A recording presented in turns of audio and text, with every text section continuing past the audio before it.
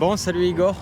Salut Pierre. Merci d'être là pour ce débrief. On n'a pas pu attendre Julien Rabaca là, qui est un peu en retard. Ouais. On se connaît pas. T'es champion en titre de France de 10 000 mètres. Ouais, c'est vrai. J'aimerais savoir quel est le plus dur entre un 25 tours de piste au rupteur ou 42 km entre les seuils comme ça là. Très bonne question. Effectivement, là, il y a deux formes de douleur qui sont totalement différentes. Et j'avoue que les tours de piste, c'est quelque chose de hyper lassant et c'est ce qui fait la difficulté du 10 000 par rapport aux 10 km route par exemple. Et moi qui suis un pistard depuis beaucoup d'années, je pense que le jour en tout cas des France de 10 000, j'avais l'expérience justement de ces tours de piste et j'avais déjà fait des 10 000 avant.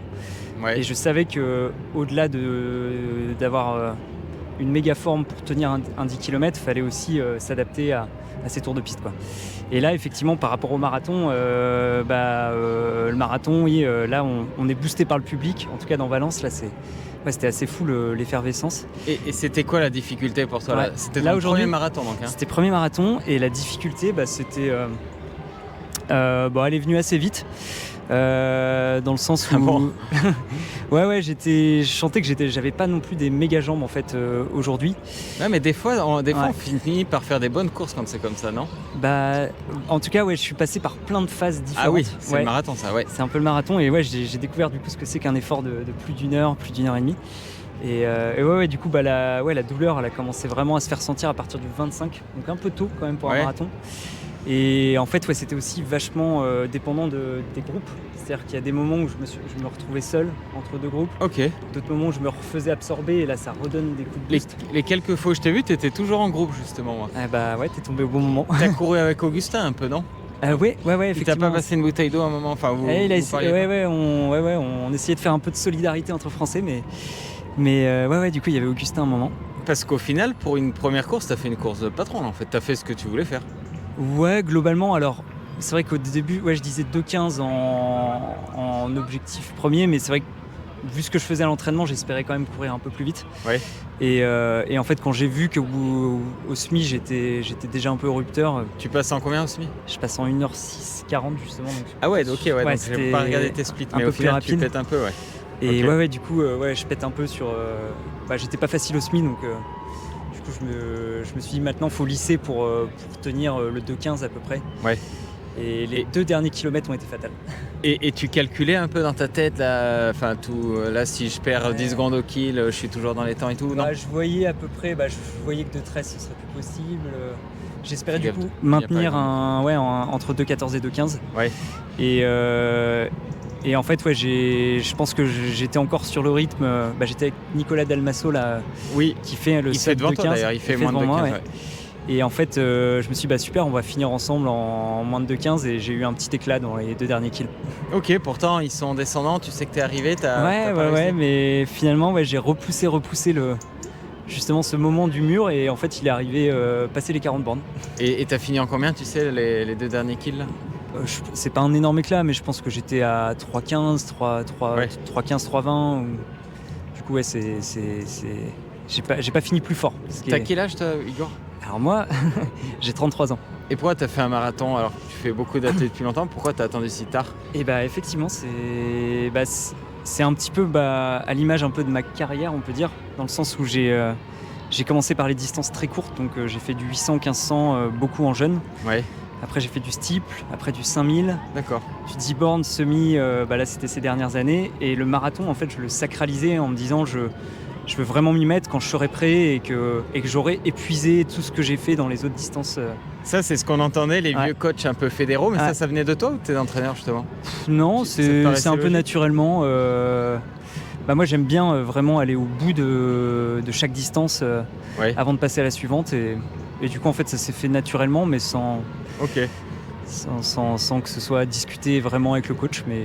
Et t'avais regardé ton équivalent semi-marathon, comment ça se passait là pour... Là dans la prépa en fait c'est vrai que là j'ai fait un premier cycle axé vraiment semi jusqu'à octobre-novembre. Et t'as fait un semi? Et j'ai fait des 20 km plutôt, des formats 20 km. Ah oui, t'as fait Marseille-Cassier, oui. Où t'as fait une grosse perte d'ailleurs. Ouais. C'était une belle course. Et j'avais fait le 20 km de Paris aussi. Ok. En prépa. Et j'ai vraiment attaqué le cycle marathon à 6 semaines de Valencia. Et du coup, je savais pas encore comment je réagirais sur des distances longues. Et à l'entraînement, je voyais que je pourrais courir entre 2,13 et 2,15 si tout se passait bien. Et qu'est-ce qui te paraît différent du marathon aux distances plus courtes là? C'est quoi ton facteur limitant en gros? Et tu veux dire par rapport au... Qu'est-ce qui fait que c'est une autre distance et que ça devient dur C'est quoi, t'as mal aux jambes? C'est quoi? Ouais, là c'était musculaire.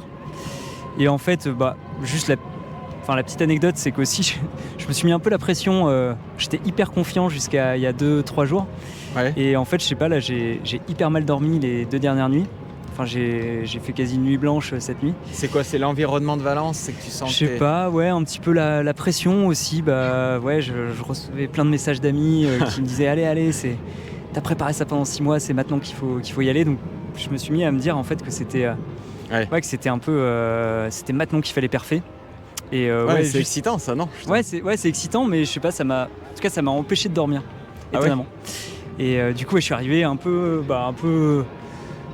déboussolé sur la ligne de départ, mais après, globalement, le travail était fait.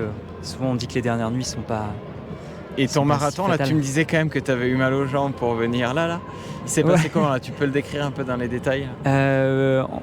Sur le marathon, les sensations. Il y a eu plein de phases. Déjà, au départ, dans ton niveau, il y a quand même du monde. T'es quand même un peu gêné ou pas du tout? En fait, ce qui est hyper déterminant sur les premiers kills, c'est de trouver le bon groupe. Oui.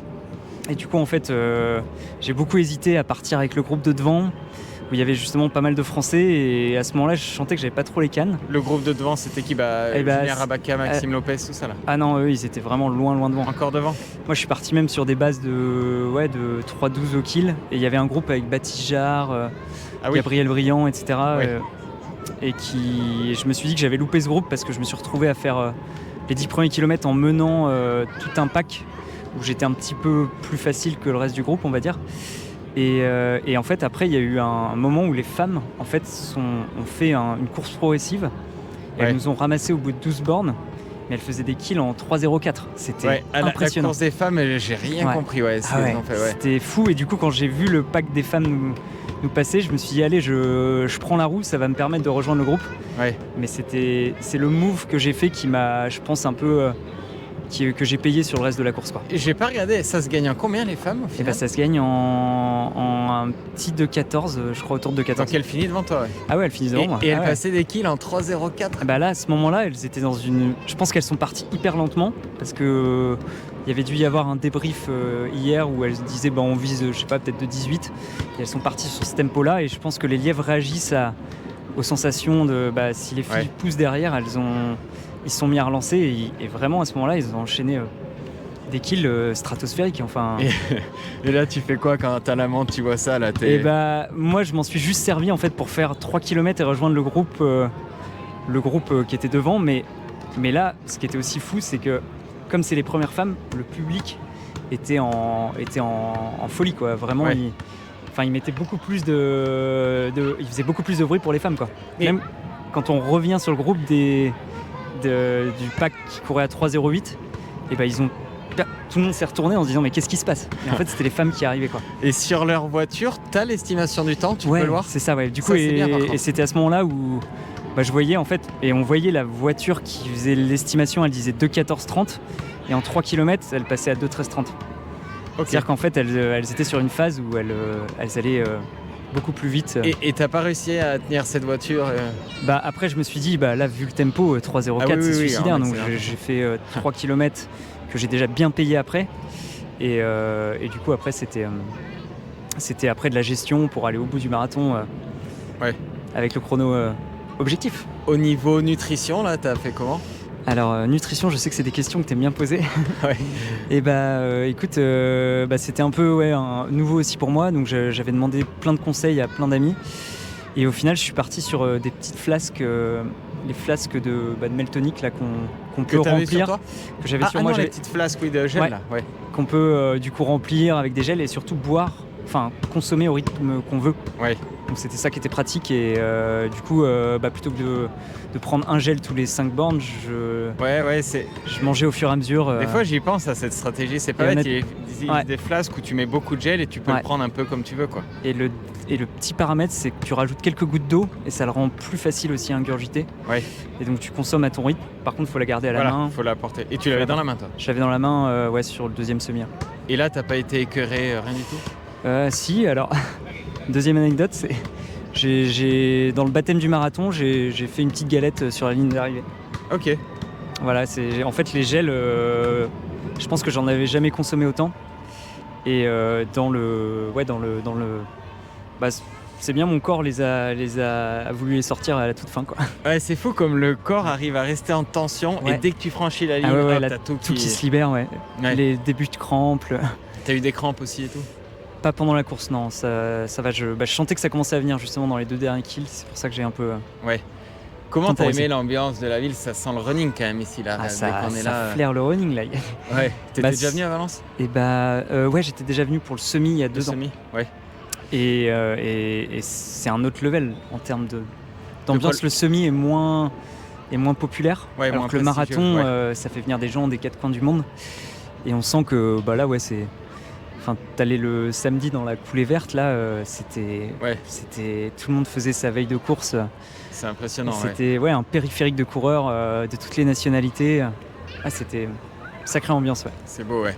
La prépa, donc tu disais, tu as fait une partie semi où tu mettais pas du tout d'allure marathon presque? Non, ouais, c'était un petit peu l'objectif de travailler un peu la vitesse et l'allure semi dans un premier temps et passer sur du spécifique marathon après. Okay. Pour pas être trop lassé des spé marathons. Et en fait, j'ai eu aussi j'ai eu une tendinite qui m'a coupé, qui a fait que j'ai fait 2-3 semaines quasiment sans courir. Ah ouais, à quelle période ça? C'était au moment de Marseille-Cassis en fait. En fait, j'avais une tendinite et j'ai compensé par le home trainer. Donc du coup, je pouvais plus faire de sorties longues, mais on a adapté un peu le plan. Et t'as pas trop perdu? Non, ouais. Et je pense même que ça m'a permis de me reposer avant de refaire un cycle. Donc c'était pas si mal. Et Marseille-Cassis, ouais, si on dit 2 mots, t'as fait une grosse course quand même là. Ouais, si la course c'était. Tu fais le premier français, je crois. Ouais, je fais premier français. Ouais, c'était une course qui m'a mis un peu sur le devant de la scène et sur laquelle j'ai pris énormément de plaisir. Ouais, c'est la première fois que tu la faisais? Non, je l'avais déjà faite une fois. Ouais. Mais pas du tout avec la même forme. Et là, ouais, c'était. Après, il faut relativiser. Je veux dire, les meilleurs Français du moment étaient pas là, mais le chrono était quand même assez beau. Ah oui. Et surtout, sentir qu'on peut rivaliser avec des internationaux là, parce que justement, il y avait un Rwandais et un Marocain avec lequel je me suis tiré la bourre toute la course. C'était grisant. Tu dis que ça t'a mis sur le devant de la scène. Vaut mieux faire premier français d'un Marseille-Cassis que champion de France de 10 000 mètres? Non, pour la notoriété, non. Pour la notoriété. Notoriété. Bon, après là, c'est plus. Là, on parle de réseaux sociaux où vraiment les médias du running, ils ont tendance à vachement valoriser les premiers Français de chaque course un peu classique. Ouais. Et limite à presque moins communiquer sur un championnat de France où il y a tellement d'épreuves à la fois. Ouais. Mais par contre, en termes d'estime, en termes de palmarès, je suis quand même beaucoup plus fier d'avoir fait champion de France de 10 000. Champion de France, ouais. Là, qu'est-ce qui t'a manqué, tu penses, sur ce marathon pour tu fais quoi, une 15-31 peut-être ou... Une 15-20, ouais. Il te manque 20 secondes. Qu'est-ce qui t'a manqué là? Les 21 secondes, tu les perds où? Dans les... je sentais que j'étais du 30 au 42, je perdais un peu la notion du temps et j'avais qu'une envie, c'était finir quoi. Dans la ville là un peu, non? Ouais, dans la ville et je sentais que j'étais fatigué et j'essayais juste de limiter le plus possible la casse. Et je pense que j'ai peut-être voulu trop m'accrocher à un groupe qui relançait sur un gros rythme et je l'ai payé dans les 2 derniers kilomètres. Mais... Moi, ce que j'aime bien à Valence, je sais pas toi si c'est pareil dans ta tête, c'est que j'arrive à décomposer la course dans ma tête parce que justement on passe en ville, il y a la partie descendante, il y a des parties très plates, autoroute. Je sais pas, je trouve que c'est plus simple mentalement à gérer. Non, il y a des portions de faux plats que j'avais un petit peu qui est dur là après le 25 là. Repéré où je savais qu'il y a une fois le 34 passé, c'était profil descendant, donc ça je l'avais un peu en tête, mais par contre en termes de parcours moi, je regardais les pieds des coureurs devant et la ligne bleue. Hein. T'as rien regardé, ouais. J'ai à peine perçu vraiment dans quel quartier on passait, quoi. Ah ouais, ok. Ouais, tellement concentré sur l'effort que... Et dans ta tête, tu te dis pas, je sais pas, allez, 5 km comme ça, tu décomposes pas la course? Si, par contre, mentalement, je découpais l'effort. Je commençais à regarder kill après kill à partir du 30e. Alors qu'avant, c'était par bloc de 5, ouais. Ok. Et tu faisais des laps manuels ou non? Non, pas de lap. Non. Je regardais, j'avais noté, tu vois, sur mon bras les petits temps de passage. Ouais. Et du coup, je regardais où j'en étais à peu près, quoi. Et tu disais, tu calculais pas quand est-ce que tu as commencé à comprendre que tu ferais pas de 14? Tu le savais à peine? J'ai commencé... en fait, je l'ai vu au 41. Ouais. Enfin, je pensais l'être toujours et ouais, au 41, je vois qu'il faut faire 3 minutes 20 pour faire moins de 2,15. Je fais bon, ça va être... Sur marathon, ce que je trouve dur, moi, ce que fait pas un Félix Bourg où il est très fort, par exemple, c'est finir fort. Je trouve, même si t'étais sur la réserve au début, je trouet que c'est quand même dur d'en remettre à la fin. Je sais pas faire. C'était un petit peu ça aussi, le côté découverte. C'est-à-dire que je connaissais pas cette distance. Et au 35e, je me suis dit, mais super, le mur il vient pas, je peux en remettre un peu. Ouais. Et en fait, t'as un retour du bâton qui arrive toujours à un moment. Et il est venu tard, toi, c'est dommage. Il a fini par venir, mais... Baptiste Jard a fait une grosse course, je sais pas sur combien il partait, là, Baptiste, justement, on s'était un petit peu parlé avant la course, et lui, il a une approche assez prudente, et il construit super bien ses courses. Et je pense qu'il avait, il avait en tête de passer assez lentement au semi, et même il voulait passer plus lentement que ça. Et je pense qu'en fait, il a couru équilibré, il doit faire 2,630, 2,630. Ouais. Mais par contre, avec un groupe qui s'écrème, donc je pense que sur le deuxième semi, il a dû remonter et relancer un peu les packs. Pas bien, mais en tout cas, il finit tout seul. Ah ouais, d'accord. Ouais. Est-ce qu'en courant, tu voyais un peu les mecs abandonnés sur le côté? Ouais, c'est vrai que du coup, cette course, elle est qui tout double. C'est vrai que c'est le paradis de la perf en général, mais il y a quand même... et c'est là-dessus aussi, on m'avait un peu prévenu, attention, premier marathon, tu peux vite t'emballer, et même tous ceux qui visent des chronos partent des fois plus vite que ce qu'ils pourraient faire à la fin, et dans l'effet d'emballement, et du coup, des fois tu vois pas mal de coureurs éclater. Et c'est là que tu as fait une course hyper raisonnable, toi, au final. Ouais, c'est ça. J'ai pas pris des gros risques. Julien là qui va arriver, je pense que lui il est parti sur des bases beaucoup plus ambitieuses, quoi. Ouais. Et je pense que pour un premier, c'est bien d'être prudent pour pas être écœuré. Exactement. Et encore, je pensais être suffisamment prudent pour être facile sur le deuxième semi, et là, moi, mes sensations, elles étaient en dessous de ce que je pensais, quoi. Tes sorties les plus longues, c'était quoi? Tu te souviens? J'ai fait une sortie à un peu plus de 35 km. Ouais, avec 20-25 d'allure, quoi. Mais par contre, sous-alimenté, en fait. Tous mes entraînements, j'ai mis du temps à comprendre qu'il fallait bouffer. Ok. Ça, t'as pas de suivi par rapport à ça? Si, mais j'ai ajusté en fait au fur et à mesure. À chaque sortie, je dis ah oui, là il me manque quelques grammes. Okay. Et là maintenant j'ai compris qu'il fallait. Et toi, au final, tu sais combien de grammes de glucides t'as ingéré sur le marathon là? Là, je pense que j'étais à un peu plus de 60, mais en tout? Ouais, 60 par heure, pardon. Ah, 60 par heure. 60 par heure. Ouais. Ouais, donc c'est pas mal quand même. C'est pas mal. D'où la galette finale. Ouais. J'avais une autre question. Ouais. C'était quoi le plan si tu bâchais, si au 35e t'étais 4 minutes de trop? Ouais. C'était quoi le plan, d'arrêter ou de finir le premier? Pas bâcher. Hein? Moi, une de mes vraiment grandes valeurs, c'est même si je suis pas bien, c'est je vais au bout, je franchis la ligne. Ouais. Et j'ai rarement abandonné des courses dans tout ce que j'ai pu faire. Mais la différence entre le marathon et les autres courses, encore une fois, c'est que tu peux avoir même du mal à marcher, quoi. Donc, c'est ça. Donc, j'ai vu que symboliquement, Maxime Lopez, lui, qui a pris un bel éclat, il a quand même franchi la ligne en 2h30. Ouais. Ah ok, mais je sais pas qui est fini. Voilà, donc du coup, moi, je pense que même dans cet état-là, je serais aussi allé au bout pour voir le tapis bleu, comme il disait. Ok, mais j'avais pas vu qu'il avait fini. Ouais, okay. Il a fini. Si c'était à refaire, là, toute cette prépa, tu changerais rien? Si, je pense que je m'éparpillerais peut-être moins dans des courses intermédiaires, parce que je pense que j'ai laissé un petit peu d'influx. Et encore, moi sur des courses. J'ai rien préparé pour ce podcast, mais il me semblait que tu n'en avais pas trop fait justement. Là, il y a pas longtemps, tu as fait un semi à allure, tu vois. Tu t'es pas trop. Oui. 06. T'as fait Marseille-Cassis, le 24 Paris, je savais pas que tu l'avais fait. Ouais. Bah ouais, il y a plusieurs approches. Justement, je discutais beaucoup avec Baptiste qui lui a fait quasiment aucune course avant ce marathon. Et du coup, pour vraiment sacraliser cette course, moi j'aimais bien aller chercher des dossards un petit peu pour m'amuser dans la prépa, quoi. Ouais. Mais le problème, moi, je trouve de ça, c'est que sans parler de préparation en soi, tu vois, c'est un Jura Baca qui fait une grosse perf sur 10. Ouais. Enfin, moi, je me connais, je sais que mentalement, j'aurais tendance à lâcher si j'avais fait une grosse perf un mois avant, tu vois. À lâcher, comment ça ? Tu vois, si j'avais fait un gros 10 dans la prépa marathon, je me dis, je serais moins motivé pour le marathon d'avoir fait une énorme perf. Bah oui, c'est sûr que il a battu tous ses records sur chaque course, donc ça doit... il faut garder encore le cap marathon jusqu'au bout, je pense, ça doit pas être facile. Et en plus, tu travailles à temps plein, toi, je crois. Ouais. Et je travaille à temps plein et justement, j'ai quand même peu de temps, notamment surtout pour faire des stages. Ouais. J'ai un équilibre travail-sport que je commence à bien roder et qui me permet de courir à ce niveau-là. Mais c'est une orga du quotidien et j'ai des conditions qui sont pas non plus optimales pour perfer tout le temps, quoi.